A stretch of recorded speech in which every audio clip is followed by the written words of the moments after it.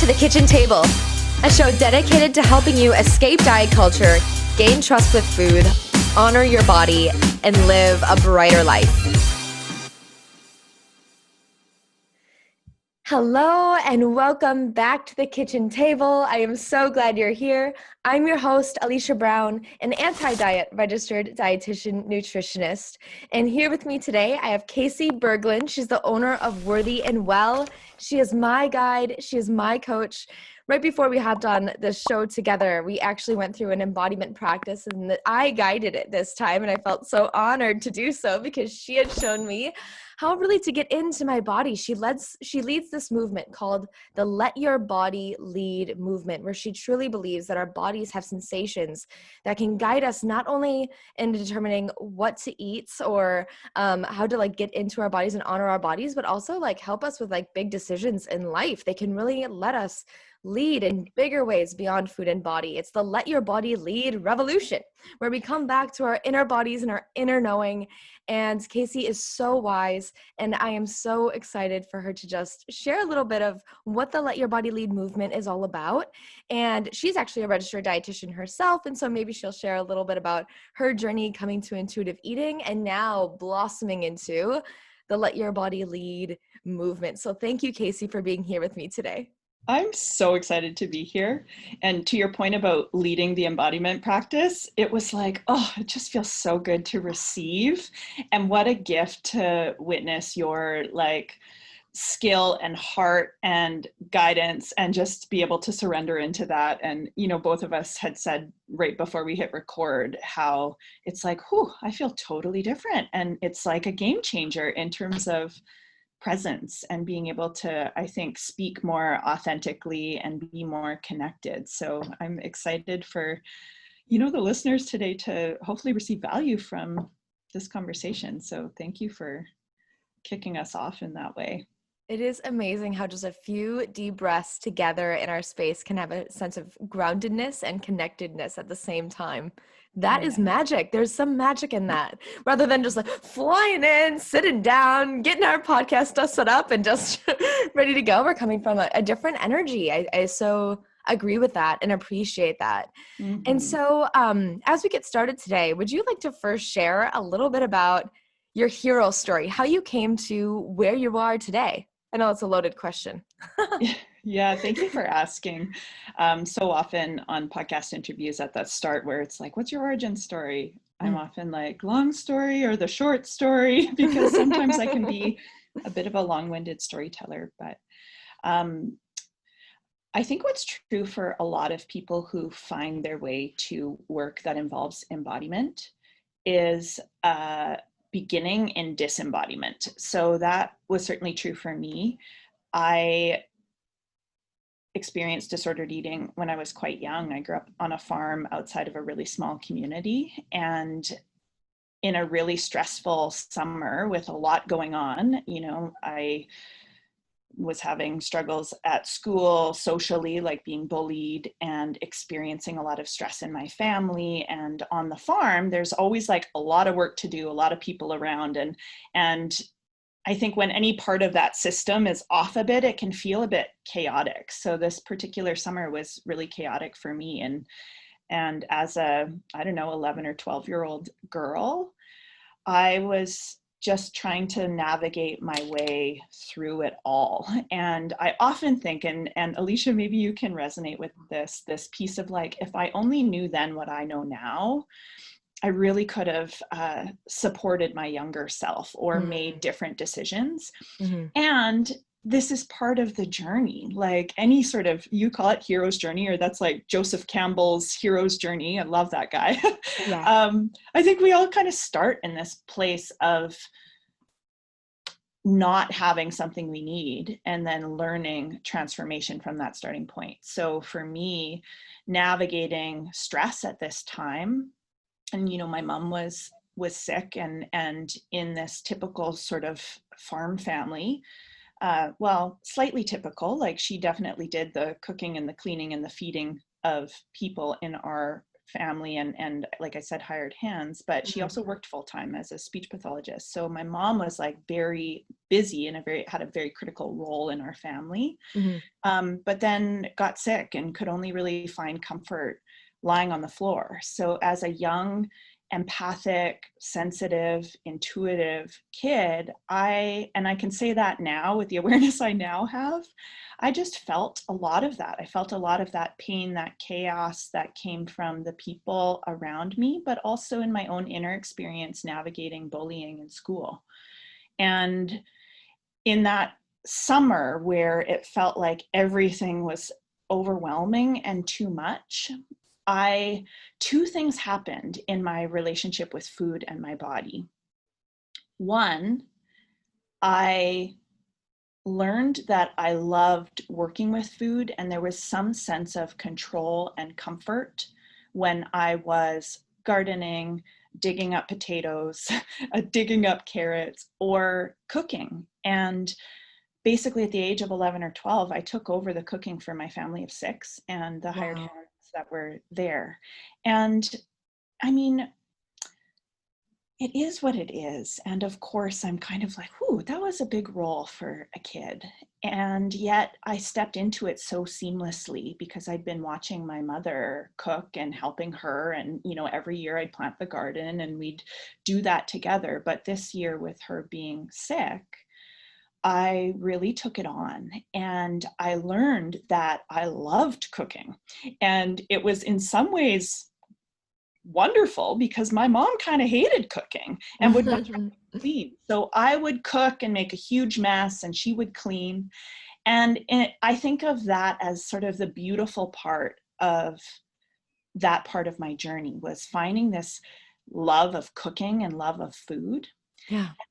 Other hand, that's where the disordered relationship with it and with my body began, because I think, as is true in terms of as is true for many people with disordered eating, sometimes there can be this wanting to control food as a way to control self and honestly others. Like there's some manipulation in that. It is a mental illness. There's struggle inside that I think leads to that behavior. So for me, I was cooking for my family, but then, manipulating my own intake in a way that wasn't supportive to my body.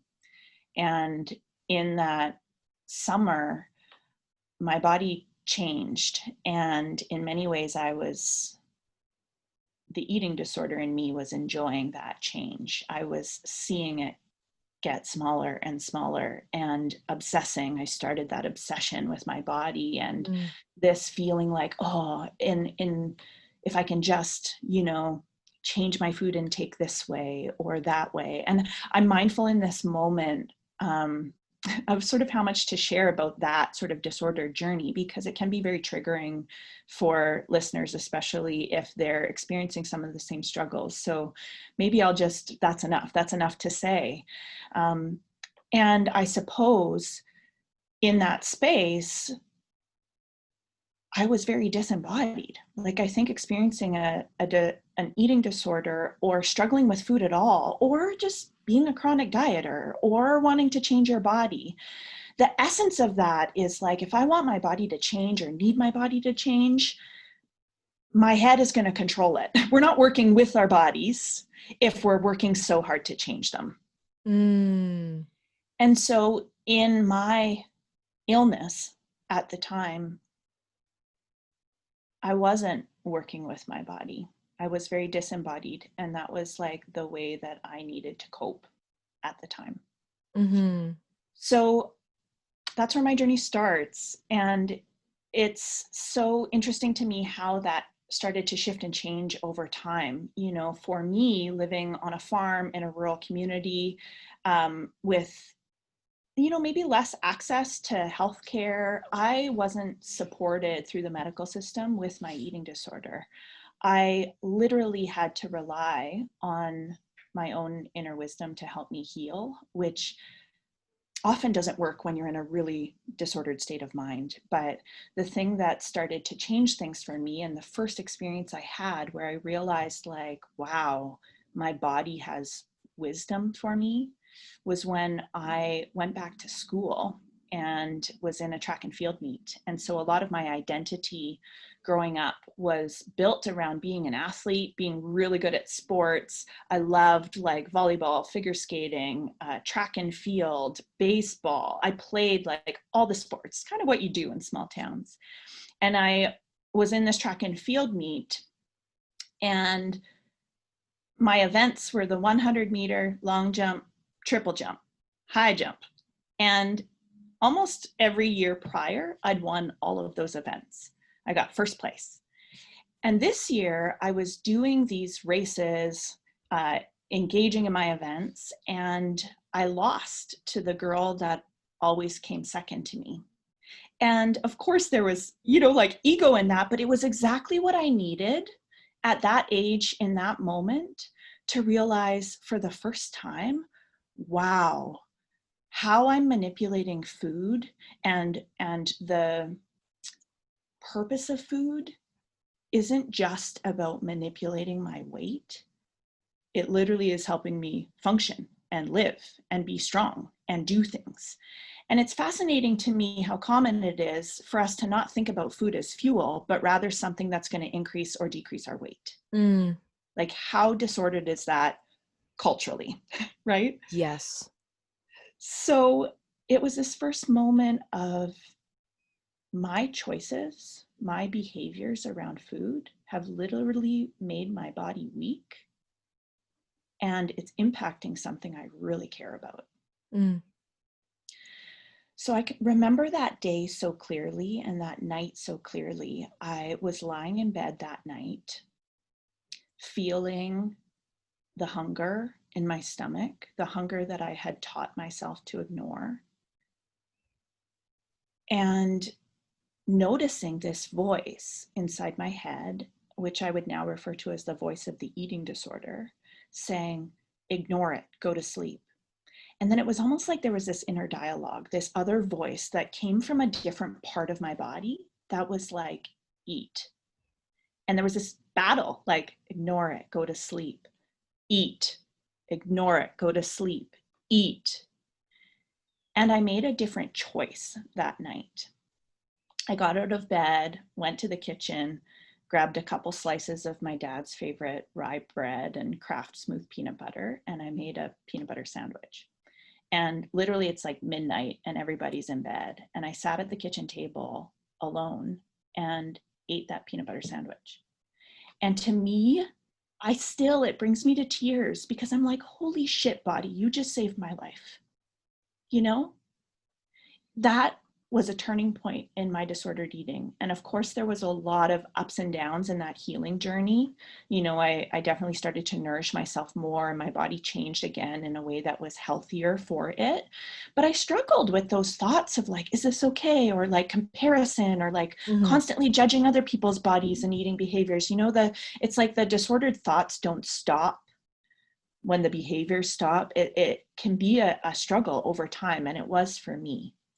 And so that upbringing, that experience of learning that I love food and cooking, and that like food is a tool to use in a disordered way, and that wasn't ultimately serving deeper parts of me, really began my journey toward embodiment and toward the Let Your Body Lead movement and everything that I'm about now. So I feel like that's sort of maybe the most important part, is like the starting point. Ultimately, I went on to do my degree in nutrition, as you did, and become a registered dietitian. And what I learned in that time, obviously I was fascinated by the science and how food works in our system and all of that. But also, I kind of just learned a new set of academic science-based rules to follow to stay out of my body. It still wasn't an embodied practice. I didn't learn how to drop in, that it was even safe to trust my hunger and fullness. I learned more so that we should have this many carbs and protein and fat at every meal, and it's like a new set of rules. So during my last year of university, or maybe my second last year, I reluctantly went to my first yoga class with a new friend that I was developing a relationship with. And you know, when you're like, ooh, this person's so cool, I want to hang out with them. And like, they like yoga. Like, I don't think I'm going to like yoga, but I like you and I want to build a relationship with you. So I went to this class and I hated it. I hated it. It was not like a love at first sight sort of moment, but this experience of like having to be so quiet and not moving vigorously in the way that I trained myself to, quote, enjoy. You know, I'm like, did I really enjoy that? I don't know. Was that just diet culture moving through me? You know, anyway, it was just this uncomfortable experience of being with myself and being with my thoughts and being with my inner experience in a deeper way. And so, yeah, I was resistant. And I guess because of that friendship, I reluctantly went a few more times.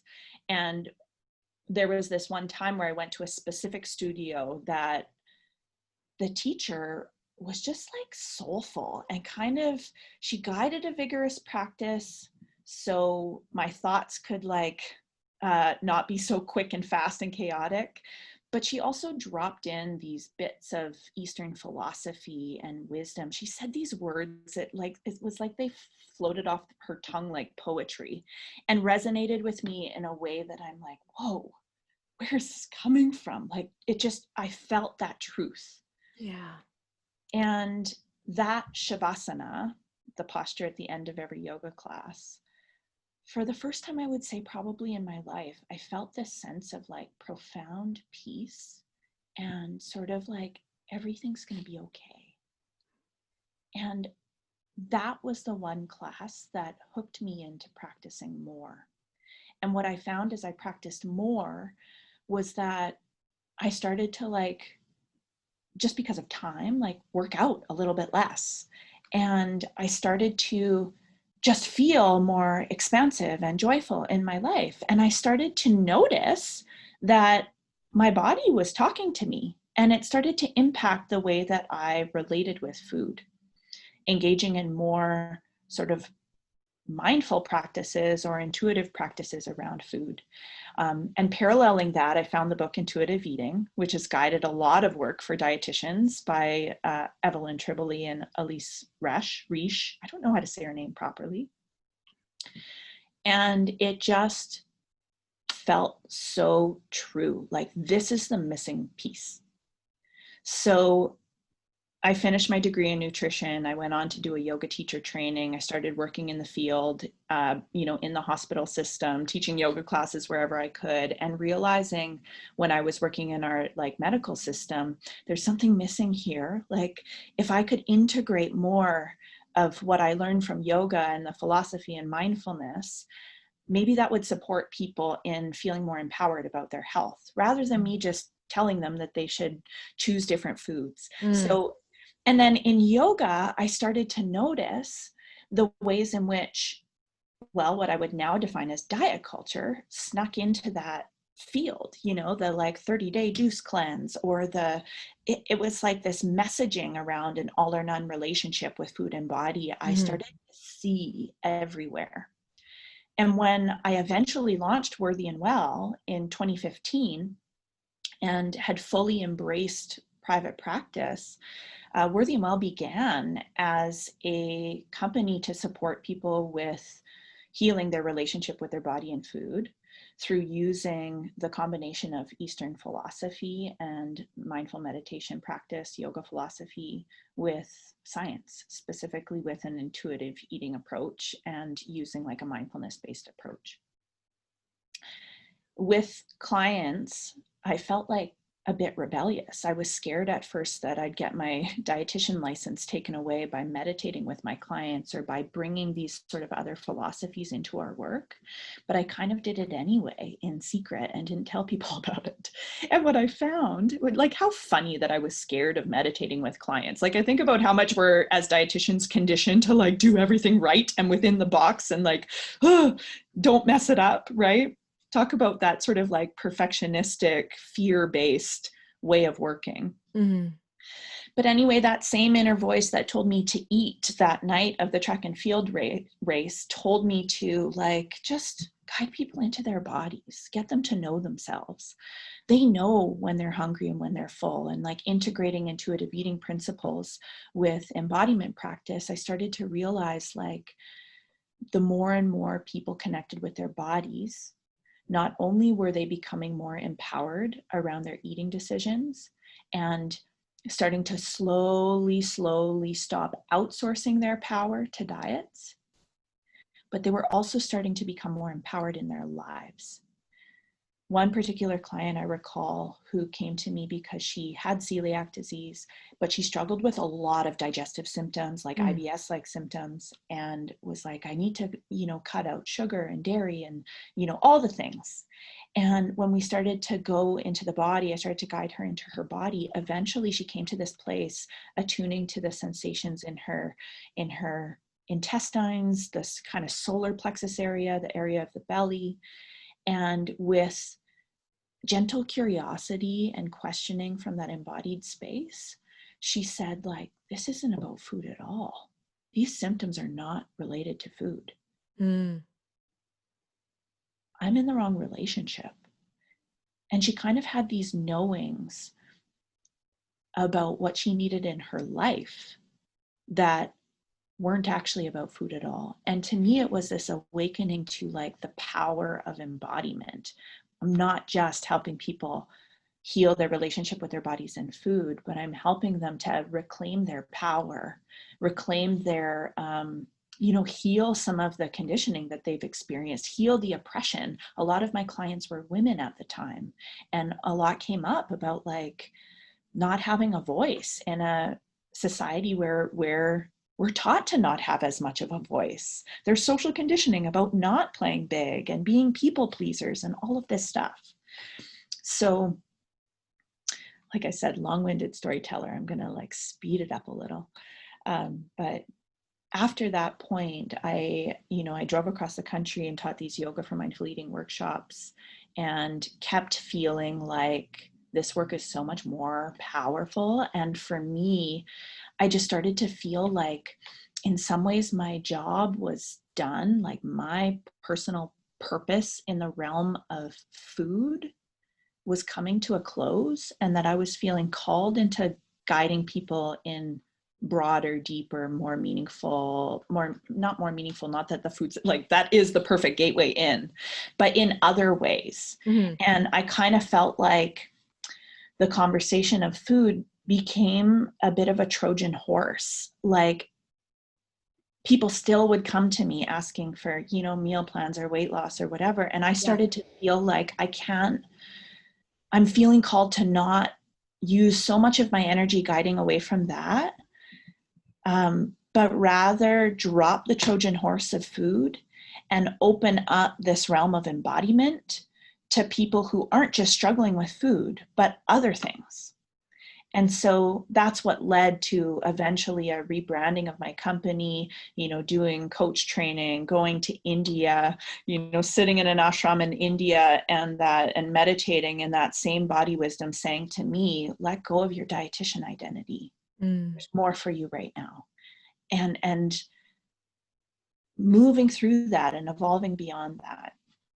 And so ultimately that's led to this version of Worthy and Well, which has led to the Let Your Body Lead TED Talk. And through that journey of creating it, I realized this embodiment piece has always been the thread. And there's so much more that we can build off of this. And, having other dietitians, healthcare providers, coaches, consultants come to me with curiosity and with this like, what?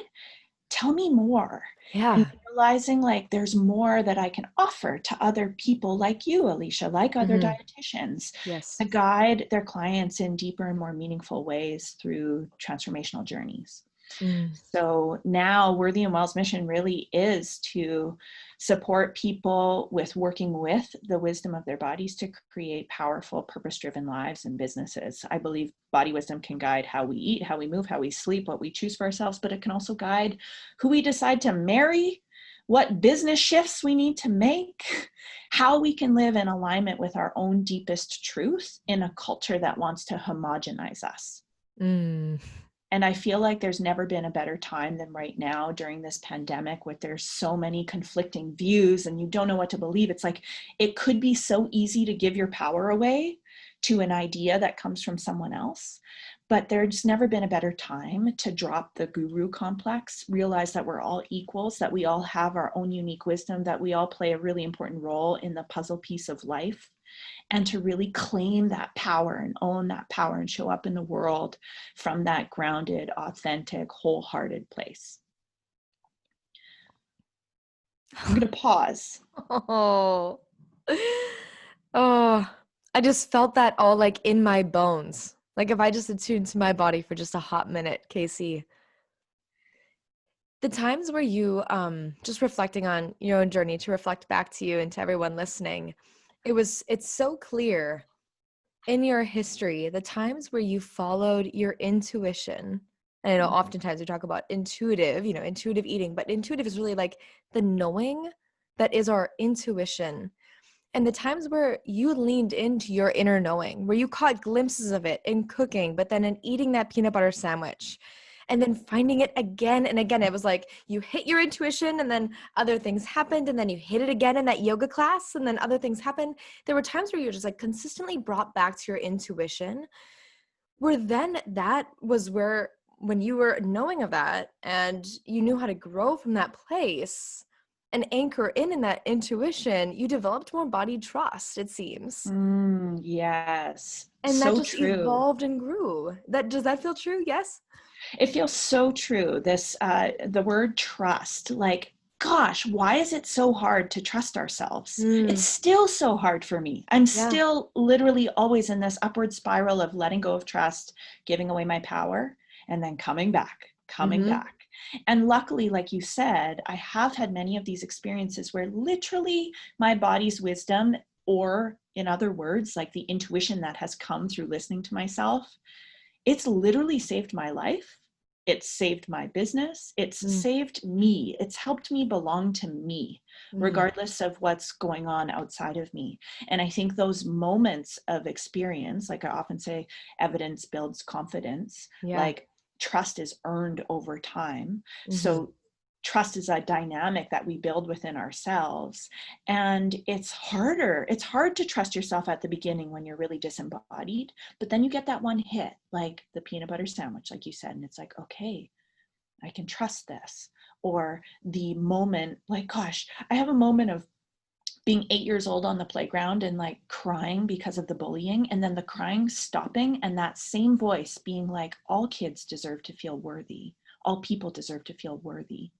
What is Mm, my business called? Worthy and Well. Like that inner voice as an 8-year-old kid literally defined the name of my business. mm-hmm. So it's like that part has always been with me, and I forget. Almost every day I forget.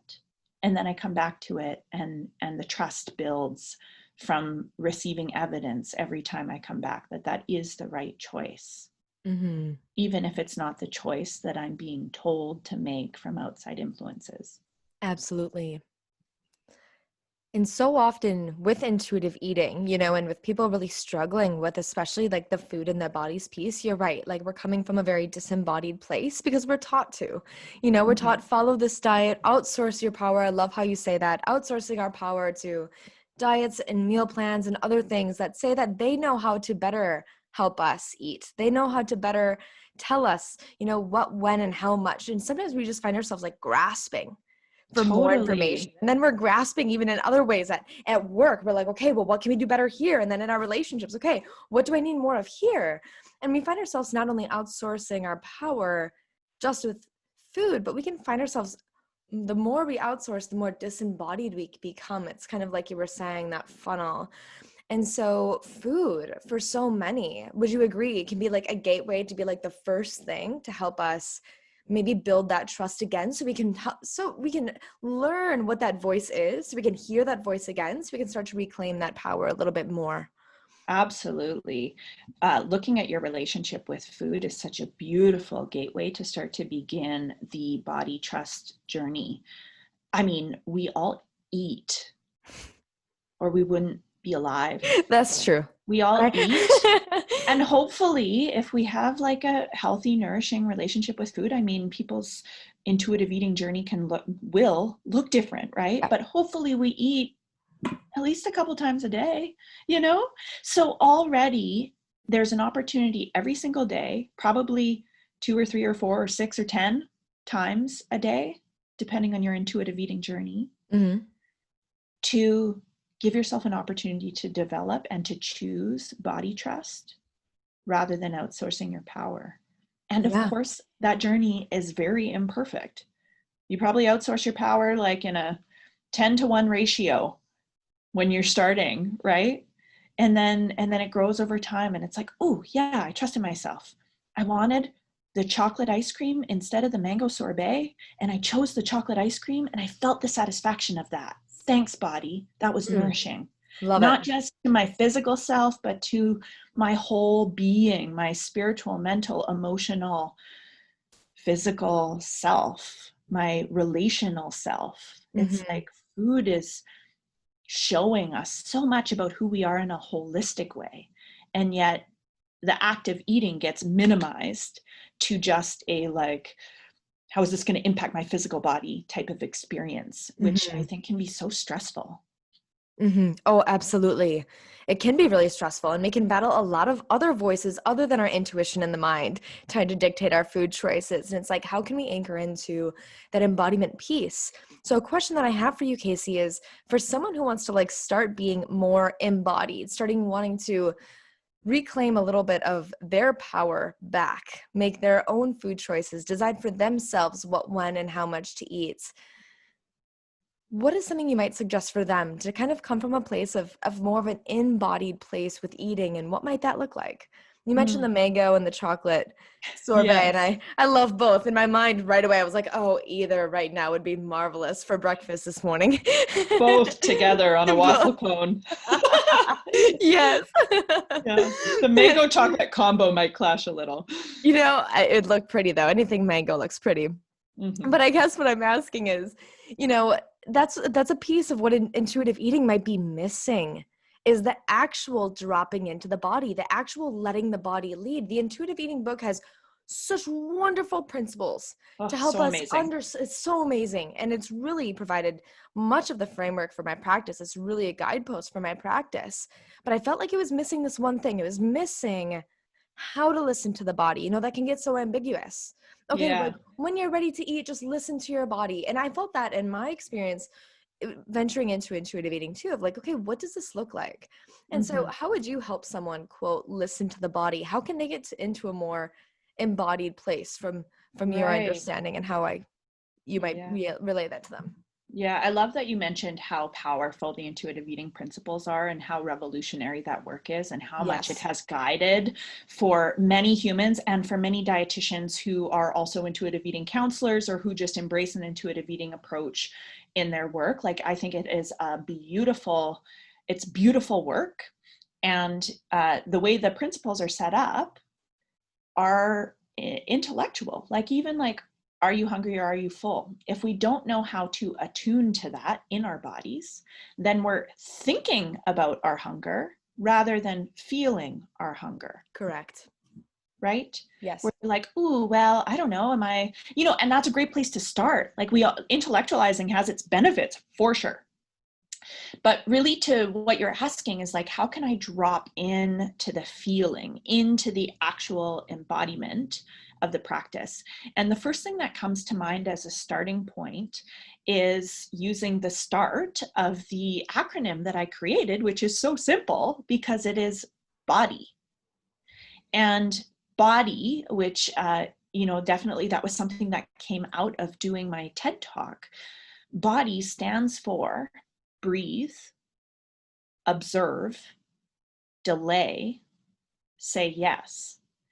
And even if you started with the B and that's it, and you took 3 breaths before you ate, and even if it feels hard to be like, what does it even mean to connect with my body? Mm-hmm. Just take 3 breaths and set the intention like, okay, like, I want to connect with my body. Help me connect with my body. take 3 breaths, feel those breaths. Notice, do you feel expansion on the inhale, contraction on the exhale? How do you attune to the breath? Do you notice the air cooler through the nostrils as you inhale and a bit warmer as you exhale? When you focus on your breath, can you attune to the sound of the inhale and the sound of the exhale? Everybody connects in a different way. When you start to go into your inner experience, which is a prerequisite for embodiment, is actually bringing awareness to your inner experience. The way that you connect is unique to you. Some people are more auditory, so they're going to hear almost the movements in their body that connects them with their body. Or, I mean, if you're sensory, you're going to feel that expansion or that contraction. And I think we all have access to all elements of that type of inner awareness. And we'll start at one of those entry points. So the B of the body acronym is breathe. And if you just took a couple of breaths or attuned to your breath before eating, already you're going to be more in the present moment. Presence is an important part of embodiment. And maybe I'll even layer into that, like, what I've learned through this work is that, like, compassion in the embodiment journey is super important. So as you breathe, it's like, can you accept this and be kind to yourself in what you discover as you breathe? I mean, that's another element, so I don't want to layer on too much.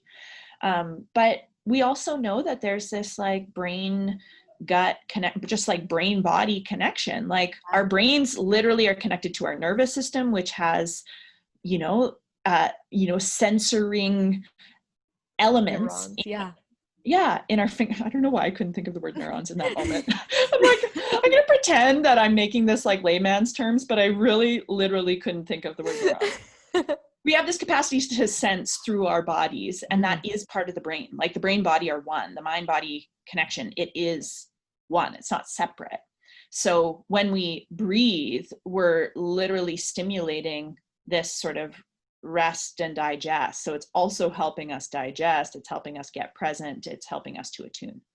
So that breathing part, I would say, is the place to start. Obviously, there's 3 other letters in that acronym that could also be helpful, but I'm not going to speak too much to those in this moment, unless you think it would be valuable for this. But I think your question of, like, where do we start? That's a place to start. And for anybody who wants to learn more about the O, D, and Y, they should definitely watch her TED Talk, right? If you hop on YouTube, type in Casey, Let Your Body Lead, it'll pop up her TED Talk, which I can't recommend more.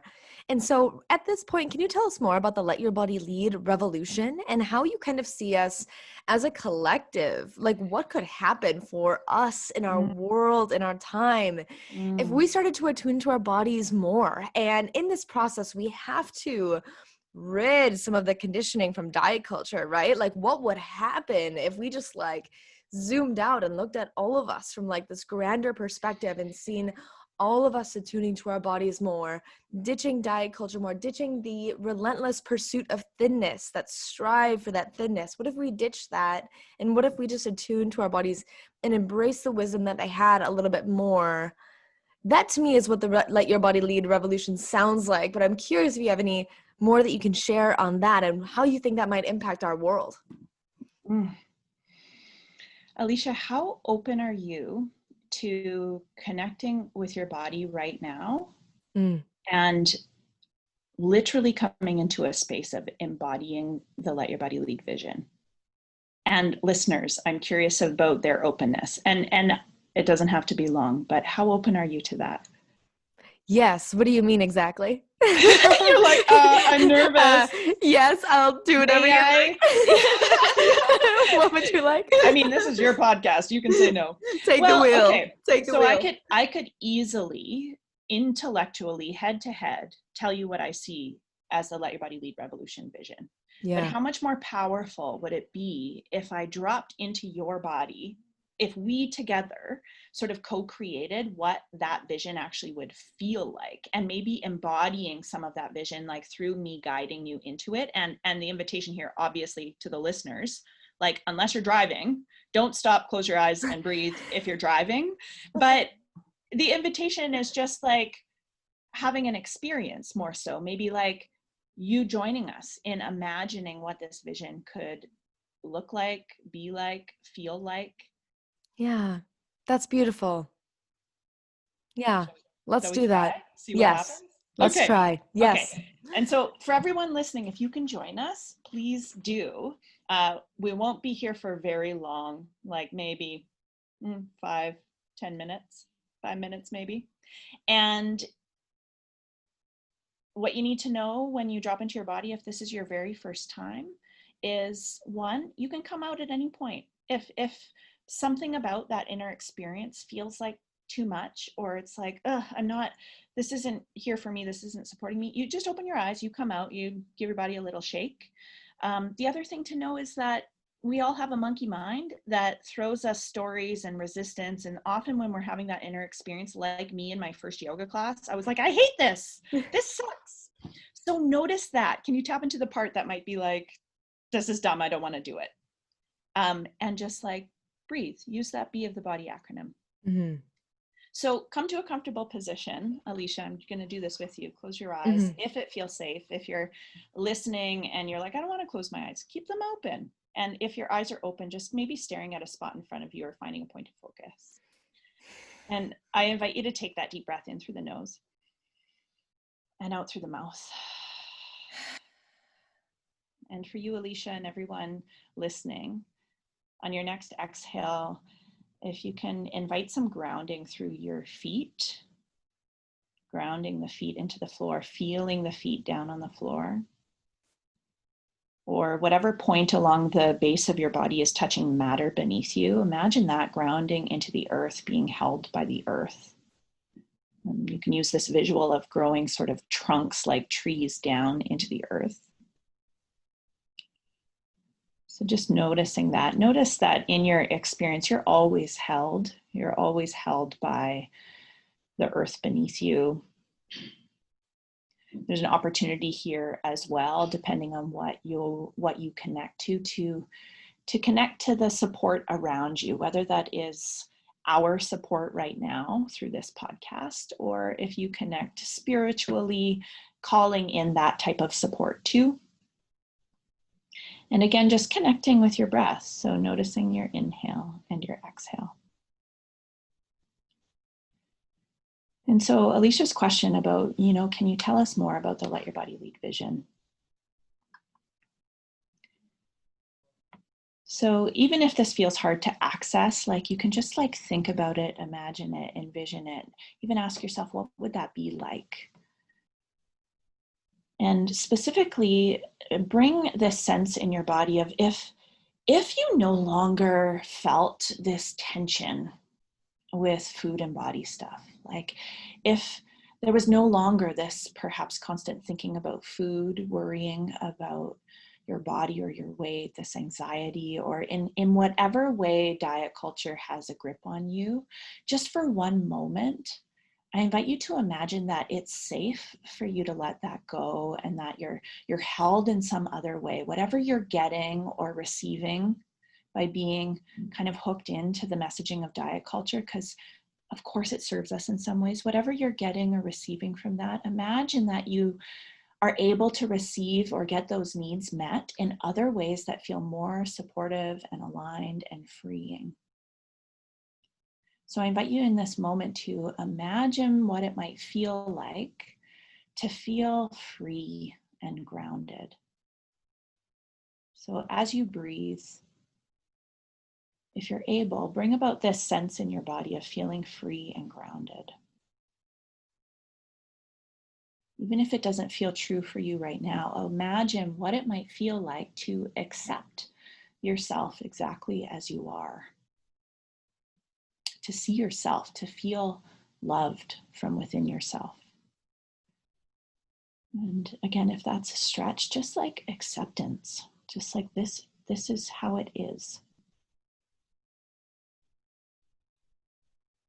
So for me, I feel when I think about feeling acceptance, or when I feel that in my body, I feel like a softening in my heart, like, I don't have to change all the time. I get to just be how I am. It feels like a weight lifted off my shoulders. My shoulders drop a bit. So notice what comes up for you in that. It might be something different.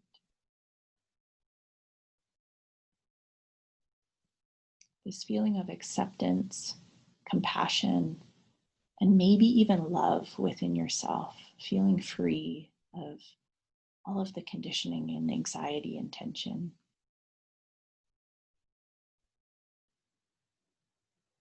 And then imagine or feel into the idea that that acceptance of self, compassion, and love shows up in other ways, not just in how you relate with food and your body, but in how you engage in relationship. Like you get to feel grounded in yourself and who you are in relationship with other people, in relationship with the things that you care about in life. Just a sense of compassion and love.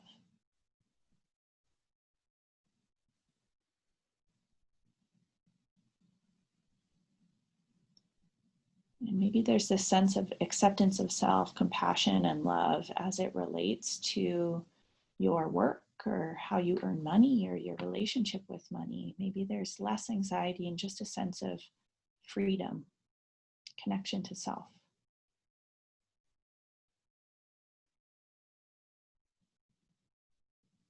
And then imagine how you might show up for other people in the world from this place of self-acceptance, compassion, and love. Imagine what it might feel like to be able to be in someone else's presence and even for them to have maybe a different opinion than you or a different life story or a different experience, and still to be able to hold this sense of acceptance, compassion, and love. To almost through who you're being and what you're embodying, perhaps even inspire a sense of self-acceptance, compassion, and love in that other person. Maybe there's a relationship in your life right now that you feel a bit of tension in. Like, how would that be different with more acceptance, compassion, and love, more self-confidence, freedom? And then how might the world change if we all are doing this work and we're all connected to our bodies, to this sort of felt sense of acceptance, compassion, and love, no matter what's going on, no matter if we're struggling or if we're feeling joyful and expansive, there's this acceptance, compassion, and love, this connection to the body, this bringing the body on board for the journey. Imagine what the world would be like with us all engaging in this practice and all of our dynamics. Imagine what would change in the world right now as we witness separation, discourse, disruption, opposing views. Imagine if every human was coming to these hard conversations, this pandemic, the anti-racism conversation, from this place of like being grounded in your own self, your own body, and this intention of acceptance, compassion, and love leading the way.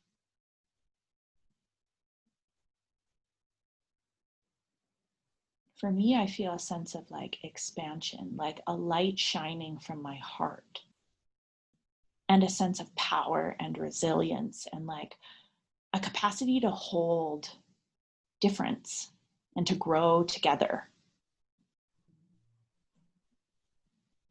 So imagine a world where we were all being ourselves, realizing that we're all literally unique with unique needs, and that through leaning into our uniqueness and our body's wisdom and our own intuition, we're playing our own unique role in the world and in the way that our world is to evolve forward. Less comparison, less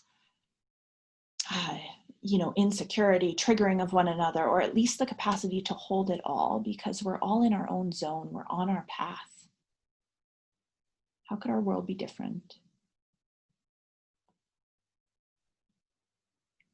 I invite you to stay connected with your body and your breath for a couple more moments, just imagining this different world.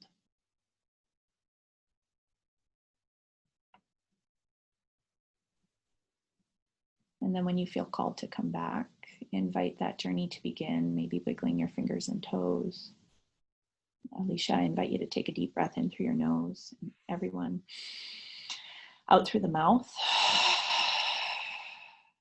Take 2 more breaths, inhale and exhale. And then allow your eyes to blink open when you're ready, and just notice how that feels.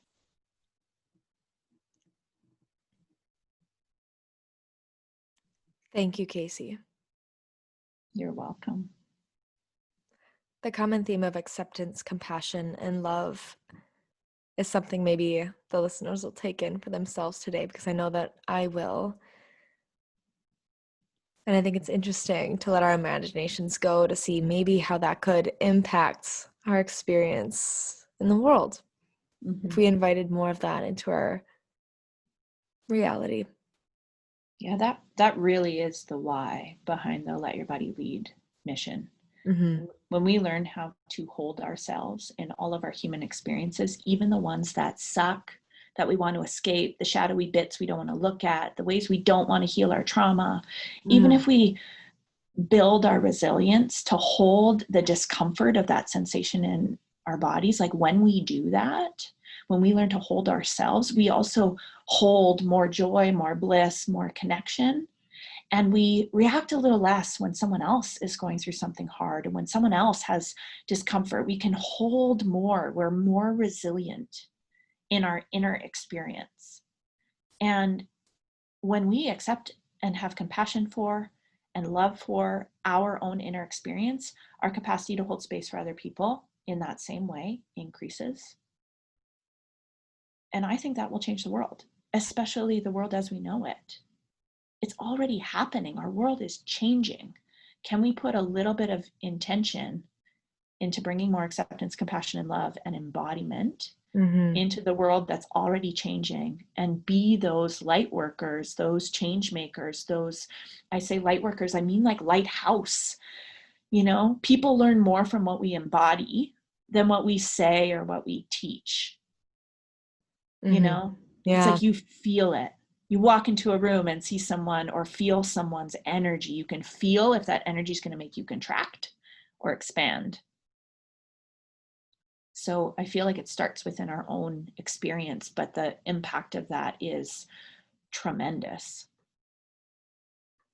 And it's so amazing that we have now our first cohort of Let Your Body Lead professional certification. Whoop, whoop. Rose, like you, Alicia, to help that light and guide that way for other people, because it's sometimes hard work. It is. But you're right. The harder the work, the more deeper the transformation, the more love, the more acceptance, the more compassion we might be able to hold as well. So I so appreciate that. Casey, where can everyone find you? Where can they learn more about the Let Your Body Lead method? Where can they connect with you? Ooh, I mean, definitely you can email me or our team at info@worthyandwell.com, and or follow us on Instagram at Worthy and Well. Send a direct message, send me a voice note, on there that you heard this interview. And like, we are all about engagement and connection. So definitely reach out. Instagram or email are probably the best place. Our website is worthyandwell.com. It needs a lot of updating at the moment, but that will be happening soon. So it's great. Whatever you most resonate with in terms of those platforms. Wonderful. Thank you so much for your time and guiding us through that practice, Casey. I invite everyone listening today, if you loved this episode, screenshot and share this episode. Speaking of engagement, right on social media, this needs to get into the ears of more people and the eyes of more people. If you're watching this on YouTube right now, if you enjoy this episode, please share it. Don't forget to subscribe to the channel and rate this podcast if you get a chance today. And also, Casey, thank you just so much for being here and sharing your gifts and your light with us today. You are a lighthouse. You are a force. And you're right, this movement has the opportunity to change the world, but we first have to start changing maybe ourselves and our inner experience. We could be more loving and accepting and compassionate toward ourselves, so we can have more a loving, accepting, and compassionate world. Thank you so much, Casey, for your time today. You're so welcome. And thank you for all that you do. Talk soon. You bet.